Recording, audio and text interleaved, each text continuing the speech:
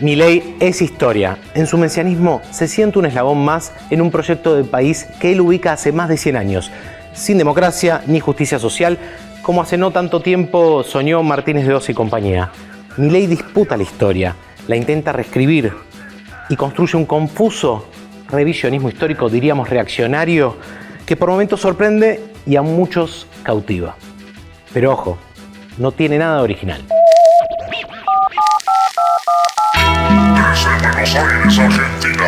Hoy en Hipótesis vamos a tratar de desenmarañar esa genealogía histórica en la que podemos inscribir a Javier Milei e incluso de construir alguna de las farsas, alguna de las construcciones históricas, de ese intento por repensar el pasado, con todo derecho, como todos los proyectos políticos han tenido en la historia argentina. Lo vamos a hacer con Fabio Wasserman y con Omar Hacha, ambos historiadores. Gracias por acompañarnos, Fabián.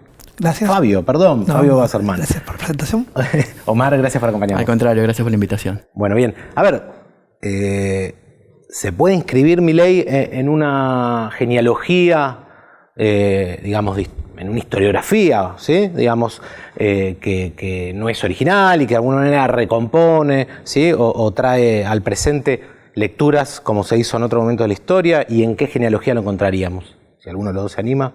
Sí, yo lo que diría es que en efecto no es del todo original, pero tiene algunos rasgos de originalidad, que para poder entender qué es lo que de algún modo puede interpelar a sectores de la sociedad y cautivar, hay que tener en cuenta estas dos dimensiones.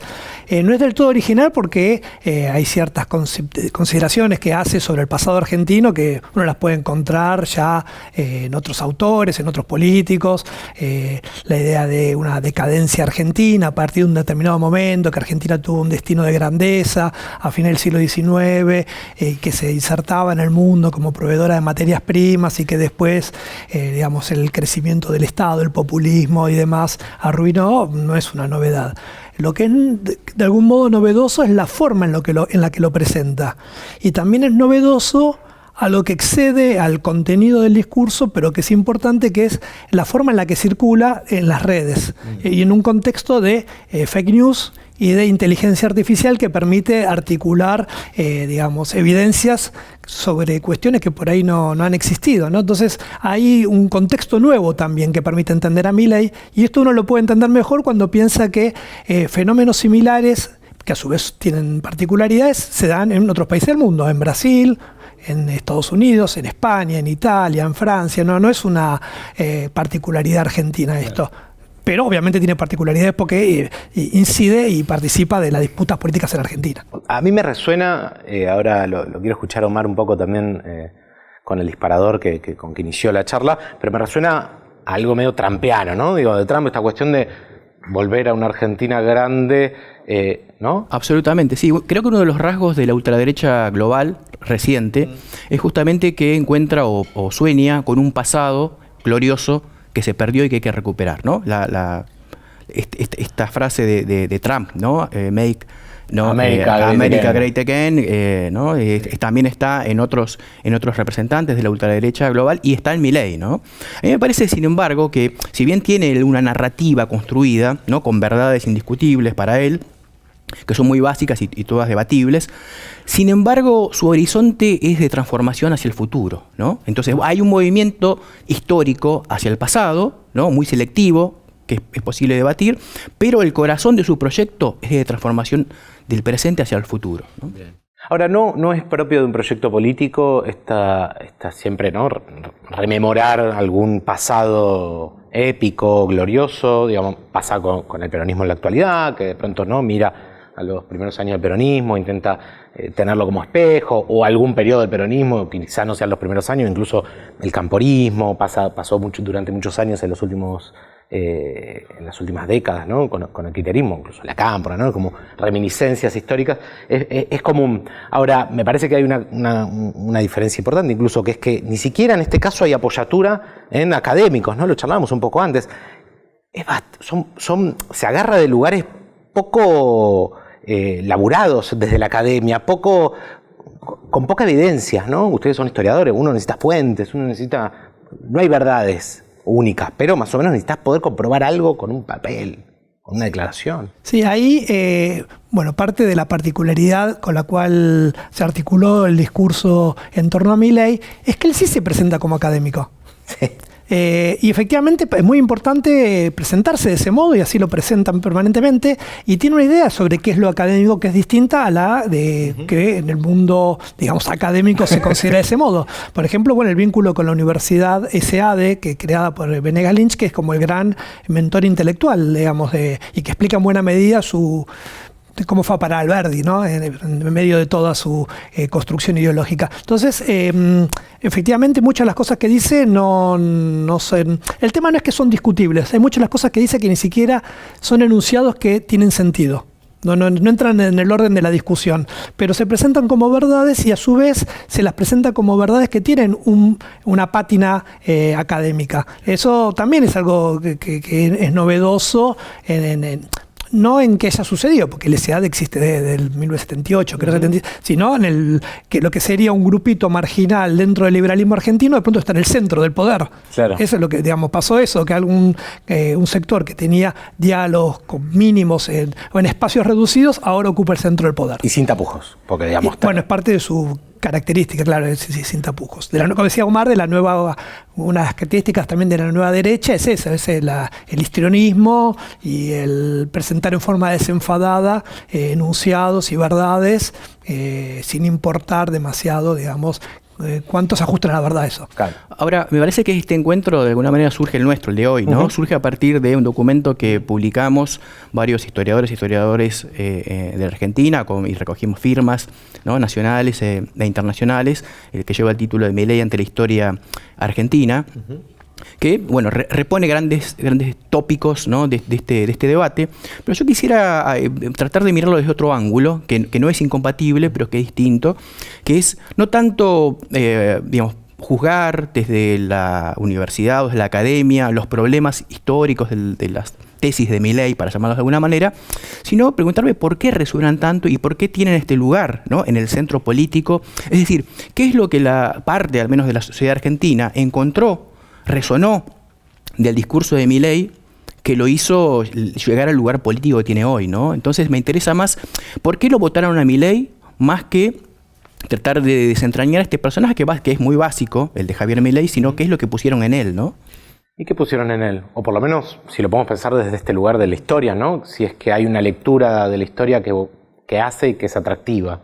O que recupera y es atractiva. Bueno, creo que uno de los grandes elementos de este documento que mencionaba es que Milei viene a poner en cuestión lo que aparecía desde 1983 como algo de parte de algo conquistado y desde el cual no se podía retroceder, una suerte de pacto democrático, ¿no? Ciertos valores como derechos humanos, como justicia social, como mayor igualdad, respeto del otro, de la dignidad, digamos, más generalizada, ¿no? Intenta deshacer con lo que él llama una revolución cultural, ¿no? O una batalla cultural, todos esos valores. Para eso lo que hace es tratar de argumentar que hubo una época dorada y que hubo un desvío.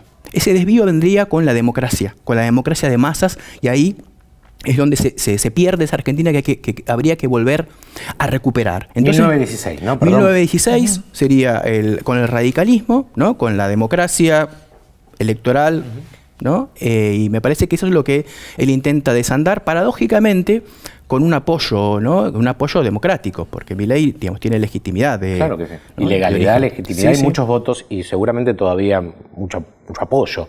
Digamos, uno dice todavía porque asume que en algún momento, como sucede con todos los gobiernos, lo va a ir perdiendo, se lo va a ir yendo, asumiendo un futuro que no podemos conocer. 1916.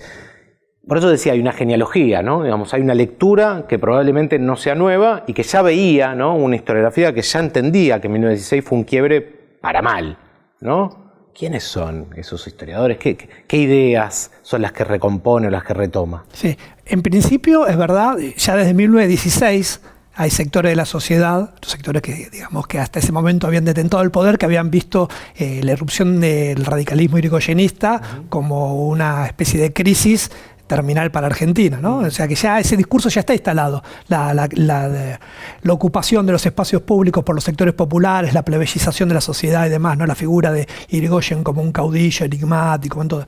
Es algo que se va a profundizar con el peronismo y que, a la luz de los procesos históricos durante el siglo XX y las primeras décadas del siglo XXI, se va a ir profundizando. Una cosa que es interesante es que el discurso que digamos, lleva adelante Milei, de algún modo retoma algunos tópicos que están en el macrismo, pero los profundiza y los radicaliza. Porque para Macri eran los 70 años de decadencia, era el peronismo. Milei más claramente asume que es la democracia, y de hecho varias veces dijo que no pudo afirmar que él defiende la democracia. Para él la democracia es incompatible con lo que le importa, que es el desarrollo del mercado. Entonces hay algo ahí que él plantea y que lo pone en términos históricos. Es interesante, por ejemplo, que ahora este salón de próceres que se creó hace poco, que inauguró Karina Milei, aparece la figura de Victorino de la Plaza. Yo creo que la mayor parte de la sociedad argentina ignora por completo quién fue Victorino de la Plaza. Bueno, la única explicación es que fue el último presidente antes de Irigoyen. O sea, es como decir, hasta acá estaba bien y después vino la decadencia. Yo creo que nunca la derecha argentina aceptó la vida democrática. Es decir, cuando se lleva adelante la ley Sáenz Peña, ¿no? En 1912, la hipótesis de base de la ley Sáenz Peña es que ellos, la élite, la clase dominante, iba a seguir en el poder. No creían que el radicalismo podía ganar las elecciones. Entonces, solo podían llevar adelante la reforma electoral presuponiendo que iban a seguir dominando. Y bueno, ahí sucede algo, comienza algo que es inmanejable con la democracia, pero siempre, a lo largo, desde entonces, la derecha nunca aceptó verdaderamente el voto democrático. De hecho, golpe de Estado, digamos, después de una primera gestión de Irigoyen, después una de Marcelo T., vuelve Irigoyen, si no me equivoco, perdón. Sí. Digamos, golpe de Estado, ya ahí arrancamos con el derrotero de golpe de Estado frente a cualquier gobierno que pueda llegar a ser sospechoso de popular, ¿no? Sí, y por eso digo que es una vuelta de tuerca sobre el macrismo, porque uno podría decir, con todas las críticas que uno puede tener sobre el macrismo, que las tengo, que el macrismo en cierto sentido había aceptado la democracia, se había constituido en un partido que había llegado al poder por elecciones, construyó un partido de derecha para ganar el poder. Sí, cuando menos tenía que ser respetuoso de la memoria de sus socios, que era el radicalismo dentro de Juntos por el Cambio, pongamos. No, pero no solo eso, sino que a diferencia de lo que había sido la derecha hasta ese momento, que lo que buscaba era influir en el poder, claro, haciendo lobby o dando cuadros, creó un partido político para llegar al poder en elecciones. Entonces es distinto, entra en el juego democrático. Milei también entró en el juego democrático, pero entró, así como también entró, digamos, asume la presidencia para dirigir el Estado, pero él está convencido de que el Estado hay que destruirlo. Y la destrucción del Estado es también la destrucción de la democracia. Van de la mano en este caso, ¿no? Ahora, quería volver un poco rápidamente a esto de la cuestión del voto de Milei, ¿no? Porque uno podría ver ya con el macrismo que comienza a surgir un voto popular de derecha, por así decirlo, ¿no? Esto es algo para discutir, ¿no? Pero que esto se amplía con Milei, ¿no? Incluso se hace más popular, ¿sí? Más plebeyo. Y creo que efectivamente, si bien hay una crisis del proyecto de Milei con los valores democráticos, al mismo tiempo su éxito, al menos parcial por el momento, responde a una crisis de la democracia, a que ciertas promesas que se habían planteado en 1983 no se cumplieron. Y efectivamente, si no, uno no entendería por qué si no, uno tiende a pensar que es un voto irracional. Y yo creo que más bien lo que la historia, las ciencias sociales, la antropología nos aconsejan es tratar de ponernos en el lugar, digamos, de los actores y tratar de comprender por qué hicieron lo que hacen, porque ese es un problema político de primera relevancia, ¿no? Sí, pero una cosa, si en el 83 el lema era con democracia se come, se educa, ¿sí? Les iba a comentar, durante el proceso vino en 2 oportunidades acá al estudio, se me fue el nombre, por favor, de este sociólogo famosísimo, Horowitz, perdón, ¿sí? Y bueno, charlamos mucho de esto de la democracia de la derrota, ¿no? Y esta cuestión de cómo vamos a seguir convenciendo a las nuevas generaciones, planteaba él, ¿no? Yo probablemente formaba parte de esas nuevas generaciones, de que el proyecto democrático con sus falencias es el mejor, digamos, proyecto político de mínimo respeto a los derechos individuales y colectivos. Y es cierto que el mileísmo o Milei responde a esa falencia, ¿no? Y es cierto algo que dice Omar, que yo lo registro con alguna gente conocida y por ahí puede tener alguna simpatía, esta cuestión de de que realmente sienten que esta es la democracia, ¿no? La democracia de las redes, la democracia de que sí, de que pueden echar a un funcionario vía Twitter y que por ahí a nosotros o a todo el mundo nos parece inaudito que se mueva la democracia por fuera de los canales tradicionales, por fuera de las formas tradicionales, ¿no? Sí, a mí me preocupa. Es curioso y es preocupante, ¿no? Porque da un poco de miedo, digamos, puede que tengan razón, pero da un poco de miedo. Sí, a mí lo que me preocupa es si la posibilidad de que estemos hablando todavía un lenguaje un poco viejo, arcaico, y que no es hábil para dialogar con esa opinión, sí, y sobre todo para abrir brechas e introducir elementos nuevos, ¿no? Digamos, los tiranos de Roma eran muy populares y probablemente podían llegar a hacer una tiranía planteando que tenía el favor del pueblo, ¿no? Digamos, a esto me refiero, con que puede ser que la transfiguración, la deformación de la democracia derive justamente en situaciones de tiranía o de autoritarismo como el que estamos viendo, ¿no? Digamos, la democracia liberal tiene ese riesgo y tiene ese peligro de fondo, sí, o por lo menos está demostrándolo. No, y también tiene que ver con algo que dijo Omar antes, sí, no es solo un proyecto que mira hacia el pasado, sino que mira sobre todo al futuro. Bueno, ¿qué es el futuro que prometen o que tienen en mente las fuerzas que se oponen a Milei? ¿Tienen en mente un futuro o están estancadas en defender lo que ya existía, que era el estado de bienestar, los restos del estado de bienestar o determinadas formas de organización y de relaciones sociales? Pero ¿qué es lo nuevo? Y en los últimos años es difícil encontrar, salvo en el movimiento feminista, para mí, es muy difícil encontrar planteos radicales de nuevas relaciones sociales. Que ofrezcan y que sean atractivos para las nuevas generaciones. Sin ir más lejos, hablamos de la dictadura, que para los jóvenes es muy lejos. Para los jóvenes es muy lejos el 2001. No la dictadura ya, el 2001 es muy lejos. Entonces, también hay que entender esas cesuras históricas, ¿no? De cómo entran en la memoria, cómo entran en sus consideraciones sobre qué deben hacer, qué no deben hacer y por qué. Recuerdo ahora que decís esto, un joven militante libertario que decía, yo no viví el 2001, yo vi videos. Pueden haber sido fake news, lo pueden haber falsificado. Y vos decís, también es digamos, la historia, no, ninguna historia es creíble, nada es real. No quiero decir posverdad, porque ya me parece que la gastamos, el concepto de posverdad.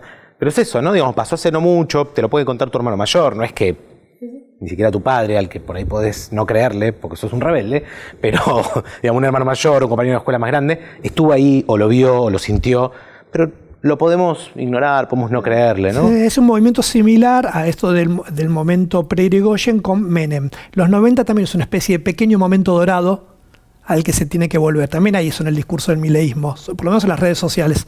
Hay una vuelta y no, pero ahí todos cobran. Pero es tan cerca que hasta les da pudor, me parece, ¿no? En las redes sociales funciona bastante, por ahí en el gobierno no tanto. Bueno, eligieron como único, digamos, después de Victoriano de la Plaza, lo eligieron a Menem en el Salón de los Próceres. O sea, no pusieron a Irigoyen, no pusieron a Perón, no pusieron a Alfonsín y pusieron a Menem. Es muy fuerte. Es muy fuerte. Que están diciendo algo ahí. Claro. No es, esa elección no es azarosa, es un poco bizarra, pero no es azarosa, está diciendo algo. Entonces también hay una idea de que hubo un pequeño momento en el que se pudo recuperar la senda perdida, porque también en un gobierno que pro mercado con apoyo popular, entre otras cosas, aquel de Menem. Entonces ahí también hay un espejo en el que se miran, y muchos de los funcionarios provienen de ahí también, no es solo ideológico, y muchos de los nombres propios, que Martín Menem sea el presidente de la Cámara de Diputados, sin, digamos, allá no hay un juicio de valor personal, no tiene ningún mérito ni ningún antecedente, salvo la aportación de apellido. ¿No? Sí. Sí, por eso me parece insuficiente cuestionar a Milei por determinados problemas psiquiátricos o emocionales. Hay algo más profundo, ¿no? Más social. Y sobre todo, quiero retomar algo que decía Fabio recién, y es que una de las potencias, ¿no?, del discurso de Milei es que promete un futuro. Es muy incierto cómo se va a llegar a ese futuro, ¿no? Ajuste fiscal, etcétera. Pero hay una promesa ahí, una posibilidad de algo nuevo. Y creo que si un proyecto político alternativo quiere confrontar con la escena Milei, tiene también que abandonar, diría, el discurso, digamos, que no quiere proponer algo nuevo, más bien tiene que poder presentar un futuro deseable por el cual valga la pena cuestionar la situación política contemporánea, ¿no?, actual. Entiendo que lo que planteas, Omar, a ver si te interpreto, es que los últimos años el progresismo, por decirlo a grandes rasgos, fue conservador. ¿O fue el partido conservador o el partido del orden? El progresismo, la izquierda y los populismos, sí. Yo te digo, eso por no sé. Sí, ¿La claro. izquierda también? Sí. Bien. En el sentido de que lo que vos ves es el discurso de la izquierda institucional, digo, ¿no? Y lo que promueve es defensa de cosas. En primer lugar, después, bueno, podés encontrar, y por eso, y estoy siendo un poco injusto, obviamente, por eso puse el feminismo, me parece que los movimientos feministas sí plantearon relaciones sociales distintas, pero más bien defienden derechos o defienden estados de cosas. O cuando menos convocan una resistencia, que tampoco es tan atractivo, ¿no? Que te convoquen al martirio, estar resistiendo a algo, ¿no? Como... No, y es comprensible porque porque el futuro que ofrece Milei y el que ofrecía antes Macri es horrible. Para mí. El futuro. El futuro. Es un futuro, pero ofrece un futuro. A veces es un futuro vacío, un poco como decía Omar. No sabes muy bien cómo va a ser. Claro. ¿Cómo sería una sociedad organizada en torno al mercado? No existe. Solamente en torno al mercado. No, existe una fantasía que puede no ser tan horrible, por ahí para vos sí, porque conocés, digamos, o por ahí pensás qué puede implicar eso, pero para un montón de gente sería una fantasía comprable o deseable, ¿no? Claro. El problema es que del otro lado no tenemos fantasía ni siquiera para vender. La fantasía, digamos, en el sentido de una utopía, un destino al que llegar. Sí, creo que lo que revela la situación actual en Argentina es que la moderación ya no atrae. No tiene sex appeal. Perdió ¿no? el balotaje la moderación. Sí, cualquier moderación. Entonces ahí yo veo para la izquierda al menos un llamado de atención, ¿no? De poder repensarse y tornarse verdaderamente radical, ¿no? Más profunda. Entonces no sería tanto de contener esta ola, sino más bien de proponer algo que sea igualmente radical. Tengo que preguntarte ahí cuando mencionas a la izquierda si te referís a un amplio espectro que incluye a... No, la izquierda es plural hoy. Me parece que tiene, en términos electorales, tiene un lugar de visibilidad que es el del FITU, del Frente de Izquierda, pero es mucho más amplio. Tenés la izquierda social, tenés sectores del feminismo, es mucho más amplio. Movimientos sociales. Claro. Incluso movimientos que incluso un distraído o alguien que no tiene una lectura muy profunda de la cosa pensarían peronistas. ¿A eso te lo digo? Sí. Yo haría una distinción muy sencilla que la uso yo para... No es muy sofisticada, pero izquierda es promover la igualdad. Bien. Digo, en un sentido amplio. Y eso uno lo puede encontrar en distintas formaciones. En cambio vos podés decir, bueno, el discurso de Milei promueve una igualdad, que seamos todos iguales. En términos jurídicos sí, ¿no? Desde una mirada liberal. Sí, más o menos, porque da por hecho de que existe una meritocracia y que el que no puede llegar a determinada cosa se tiene que... Entonces ahí ya todo eso empieza a desvanecerse, ¿no? Entonces yo digo igualdad en el sentido de que como colectivamente vamos construyendo esa igualdad, no en el sentido de simplemente del punto de partida o ese tipo de cosas. Entonces digo, para tener una idea, porque después efectivamente eso tiene expresiones electorales, expresiones institucionales, ¿no? Pero hay actores que promueven formas de igualdad y bueno, para mí eso es izquierda. Bien, está bien. Es amplio, genérico. Es amplio, genérico, pero... Para que entren todos, es una invitación. Es una invitación a pensar que que se acercan a valores con los que yo me siento más identificado, que bueno... Claro. Que es un espectro más amplio. Pero después, como decía Omar, efectivamente hay una izquierda que tiene una vertiente electoral. Pero a ver, no me equivoco que el problema histórico de la izquierda, incluso de los bien intencionados como Fabio, que plantean cuestiones generales como la igualdad, ¿no?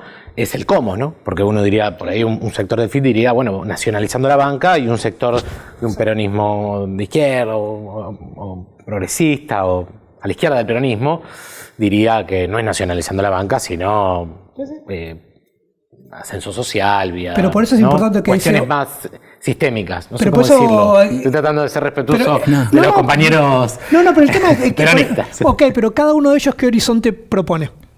O sea, ahí aparecen las diferencias, pero son diferencias de horizontes. Bueno, el problema es que no están esos horizontes. No es que hay distintos horizontes. Dice, bueno, la izquierda, digamos, que los partidos de izquierda que se identifican como tal te proponen esto hacia el futuro que va a ser distinto y va a promover estas relaciones sociales, sectores. O sea, lo que hay es por razones muy obvias, lo que hay es un estado de resistencia y de conservación de cosas. En este momento, los trabajadores estatales están tratando de conservar su puesto de trabajo. Los trabajadores generales están tratando de conservar derechos. Los jubilados están tratando de que no le licúen digamos, a ver, estamos todos resistiendo cosas. Es muy difícil en este contexto pensar hacia el futuro, pero es imprescindible. Esto me recuerda algo, perdón, Omar, no sé si tenés pero me recuerda algo que creo que lo escuché de tu boca, esta cuestión del peronismo como identidad es casi una construcción propia, no reactiva, pero sí una construcción que responde a la identidad antiperonista. Puede ser que alguna vez hayamos charlado de eso, te haya escuchado charlar de eso, digamos, si en alguna medida este proceso anarcoliberal, le dicen ellos, ¿no? Digamos, neoliberal, le diríamos, supongo, en esta mesa coincidiríamos, pueda llegar a sentar las bases de una futura unidad. Yo sé, digamos, tengo que romper esto porque estoy con dos historiadores, había preparado una charla, estamos hablando del futuro, y me gusta, lo prefiero. ¿Puede ser? ¿Lo ven? ¿Creen que analizando otros procesos históricos la reacción a algo pueda llegar a tener la potencia de crear algo nuevo y que no volvamos al 2002, al 2003? Como potencia, como posibilidad está, pero para eso hay que hacer política. Bueno, parte me parece del déficit actual es que uno encuentra muchas formas de organización, de resistencia, son todas parciales. O sea, atacan al Inca, sale la gente del cine, atacan el Fondo de las Artes, atacan el CONICET, sale, si uno lo ve es un conjunto de respuestas. Bueno, ¿y dónde se articula todo eso? ¿Dónde está esa articulación? ¿Dónde está la dirigencia política? ¿No? Uno la va a encontrar en algunos actores, en la izquierda aparece más, en el peronismo está como bastante desvanecido para ser, digamos... Estamos golpeados, está en un momento Digamos, pero no solo golpeados, sino desvanecidos, desaparecidos en la escena pública, digamos, ¿no? Sí, yo tengo de todas maneras una mirada bastante optimista, pensándolo históricamente, ¿no? En el sentido de que si uno observa lo histórico y la actualidad, no desde arriba, solo desde la cúpula, sino desde, digamos, la sociedad, los espacios de la sociedad civil y las tradiciones de autoorganización, ¿no? Los movimientos sociales, las largas luchas populares que atravesaron la historia argentina y particularmente en el siglo XX, yo creo que a diferencia de otras experiencias de ultraderecha actual, en la Argentina hay una matriz de posibilidades de resistencia y de contragolpe, ¿no? Que me dejan luz de esperanzas. Hay como una memoria, por lo menos capilar, afectiva, de que nos organizamos rápido y podemos resistir algunas cosas. Y prácticas. Ahora hay cortes de calle, pero hay ocupaciones de espacio. Sí. Prácticas, ¿no? A ver, a los 10 días que asumió Milei sale el protocolo de Bullrich. Ese día hubo cacerolazos. De hecho, yo estuve en uno. Y bueno, son vecinos de mi barrio que salieron, o sea... digo, lo que falta es eso que lo articule, pero hay y parte del documento que nosotros escribimos tiene que ver con eso, con la idea de faltan voces que traten de plantear alguna cuestión general que permitan mirar, primero decir, bueno, nos oponemos. ¿No? Porque también hay una cosa muy buena, no, porque hay que darle tiempo. Digo, si uno tiene una posición distinta, tiene que sostenerla. No es que hay que darle tiempo. ¿Por qué tengo que darle tiempo? Sí, claro. Si aparte, también hay como una cosa muy mítica. Ganó en un balotaje contra el candidato que era el ministro de Economía, una economía devastada. O sea, no fue un plebiscito por una reforma constitucional. Y el DNU y la ley Ómnibus es una reforma constitucional encubierta. Entonces hay todo algo ahí que me parece que está como muy tergiversado y que la dirigencia política no sabe cómo reaccionar. Está como groggy cuando decís, bueno, tenés que pararte. Sí, digamos, ahora esa memoria casi de resistencia, que es un poco lo que planteaban, vos decías, bueno, alguien o algún grupo o algún espacio, abajo, no sé. No vamos a ponerlo ni en términos de una persona, ni un órgano colegiado, no importa, porque no conocemos cómo, digamos, pero no habrá que desprenderse de algunas, así como ellos se desprendieron de algunas identidades, ¿no? Ya de pronto ya no es el peronismo el único problema, sino que incluso la democracia, ¿no? Digamos, se desprendieron de identidades que nos parecen hasta sorprendentes, chocantes, creíamos que era un límite. ¿No tendremos nosotros me pregunto, digamos, y hablo con dos historiadores, digamos, estamos hablando de pasado, de memoria, quizás sea un error lo que estoy planteando, desprendernos de algunas identidades y de algunos discursos que incluso no son fáciles y cómodos? Digo, por ejemplo, en esta mesa no hablamos de los discursos, cómo se contrapone la discusión sobre la última dictadura militar con el Milei, porque quizá incluso es salir a responder o a debatir algo que lo tenemos asumidos un montón. Vuelvo a la cuestión. Digamos, no habrá que sacarse esas identidades, ese traje para empezar a construir algo nuevo y olvidarnos de eso que nos condiciona, que... Sí, yo pienso que sí. Estoy pensando en esta cuestión de realmente tener una izquierda que es marginal y que lo que hace, o en términos electorales y en términos de representación, y un peronismo que en este momento se está acomodando y que puede tener su pata más progresista y más piola, pero que en algún punto no puede converger con esa izquierda que es marginal, bueno, no sé, sí, y otros espacios. Bueno, yo creo que efectivamente, digamos, los problemas de la izquierda, digamos que la izquierda más radical, digamos que tiene grandes dificultades después del siglo XX, ¿no? Que es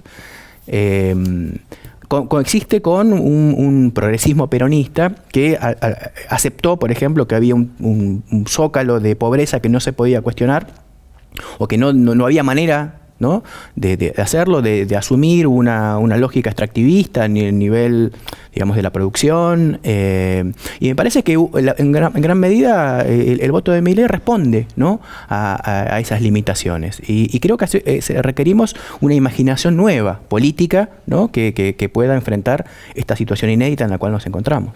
Sí. Hace falta una imaginación política nueva. Las identidades cambian, eso sabemos como historiadores. En esos cambios siempre incluyen elementos que estaban previamente. Nada se construye desde la nada, de ex nihilo, pero al plantearse algo nuevo rearticula lo anterior, puede rearticular lo anterior. Yo creo que debería ser algo por ese lado. ¿Cómo va a ser? No lo sé, no digo eso. No, pero sí que yo, por ahí antes yo fui un poco, sonó muy escéptico, bueno, yo tiendo a ser escéptico, pero coincido con Omar en que yo tengo como expectativas de que pueda haber un proceso de transformación en el sentido de que haya actores de la sociedad que se reconfiguren y que, logren articularse y posicionarse promoviendo nuevas perspectivas políticas, sobre todo me importa que haya cómo pensar nuevas relaciones sociales más justas, más igualitarias. Ese sería el punto. Tocamos un par de disparadores, queda corto obviamente. Ahora les voy a pedir si hacemos una suerte de cierre con algunas hipótesis. Antes, un segundito, les hablo a ustedes que están mirando y que si llegaron hasta acá es porque evidentemente les interesó esta charla. Que se suscriban, que pongan me gusta, que comenten, den su opinión, para que hagamos nuevos productos que también puedan llegar a gustarles e interesarles. Bien, como les comentaba antes de esta charla, el formato hipótesis, de alguna manera partimos de una hipótesis un poco general, que es lo que intenté al principio, y les pido que ustedes, a modo de conclusión, si se animan, me den una hipótesis, pueden formularla como les parezca, sobre lo que estuvimos charlando o sobre lo que les interese pensar de la política, la historia, la actualidad. Sí, yo para referirme a lo estrictamente de la historia, me parece que uno de los desafíos que tenemos hoy en día es que no es que están en juego distintas interpretaciones sobre el pasado argentino o sobre la historia en general, que permitan dar sustento a proyectos políticos, sino que lo que está en juego es cómo en esas discusiones se pueden incorporar elementos capaces de cuestionar cosas que aparecen naturalizadas ahora hoy en día, ¿no? Entonces ya hay una serie de sentido común social, tópicos sobre lo que es ser un trabajador estatal, sobre lo que implica las reivindicaciones del feminismo y toda una serie de cuestiones en las cuales es muy difícil intervenir desde la historia y desde cualquier, discurso crítico para tratar de darle sostén, porque, y este es el punto que yo lo veo difícil, no importa la evidencia, no importa el argumento, no importa la coherencia. No, hay algo ahí que se fue desgajando, deslegitimando, deshilachando, el sentido de, uno supone que una fuerza política tiene determinados argumentos, determinadas posiciones, lo presenta de este modo. Hoy en día no importa eso. Uno puede decir cualquier cosa y tiene un valor de verdad simplemente porque yo lo digo y tengo ganas. Y le juega a favor la liviandad, ¿no? Entonces hay algo ahí que nos pone, por eso, en otro escenario en el que quienes tenemos una determinada trayectoria, formación, concepción, nos es muy difícil. Porque muchas veces parece que pero yo no puedo estar discutiendo esto, porque no estoy discutiendo con algo que no tiene sentido, no es que estoy discutiendo con algo con el que no estoy de acuerdo. Pongo un solo ejemplo. En el foro de Davos, Milei dijo que entre el año 0 y el año 1800 el PBI del mundo no creció. No es un enunciado discutible, es un enunciado sin sentido. No es que yo pueda decir, creció tanto, creció esto, no creció esto. No tiene ningún sentido, no tiene ningún sentido histórico. Entonces, pero funciona como digamos, como constructor de ideas, de identidades, de concepciones del mundo. Sí, resuena en un lado, encima parece un conocimiento erudito, cuando claro. en realidad... Entonces yo veo ahí un problema, un desafío. Bueno, yo pienso que la pertenencia de la Libertad Avanza a una ultraderecha global manifiesta, ¿no? Es el síntoma de las dificultades de la sociedad capitalista para responder, para incorporar, para incluir, ¿no? Que es algo que logró hacer entre 1945 y 1975, grosso modo, pero esta enorme crisis expulsa mano de obra, marginaliza grandes sectores de la población, ¿no? Y reconoce la desigualdad como un valor, ¿no? El sálvese quien pueda. Si hay gente que se cae del sistema, que se caiga, pues no puede competir, entonces tienen que ser sacrificados porque no cumplen, digamos, las exigencias del mercado.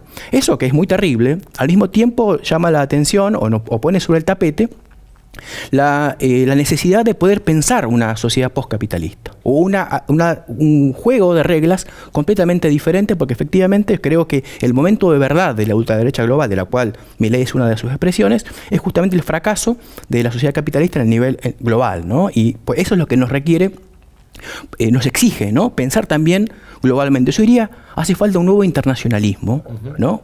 No capitalista. Bien. Claro, porque la respuesta es más capitalismo a un capitalismo que evidenció el fracaso, ¿no? O sea, la respuesta a un capitalismo que fracasó es más capitalismo, ¿no? Exactamente. Más capitalismo con menos democracia. Con menos democracia, claro, porque la democracia es un problema, ¿no? No necesariamente menos Estado, eso es una particularidad del discurso en Argentina, pero sí menos democracia. Claro, porque Donald Trump, por ejemplo, no sería un Italia antiestatista. tampoco, Claro. no, tampoco. Bueno, ahí probablemente resuene algo de lo que yo planteé al principio, de esa genealogía, ¿no? Porque el liberalismo en Argentina es antiestatista o tiene una reminiscencia antiestatista. En la dictadura, aunque también es discutible, ¿no? Es discutible porque por los en realidad monopolios. el liberalismo argentino del siglo XIX, que es el que teóricamente se inspira, construyó el Estado. Entonces ahí hay un tema, hay una tensión. Ahora lo seguimos, pero los despedimos ustedes, se quedarán con las ganas para la próxima. Si tienen suerte, gracias Omar. Muchas gracias. Gracias Fabi.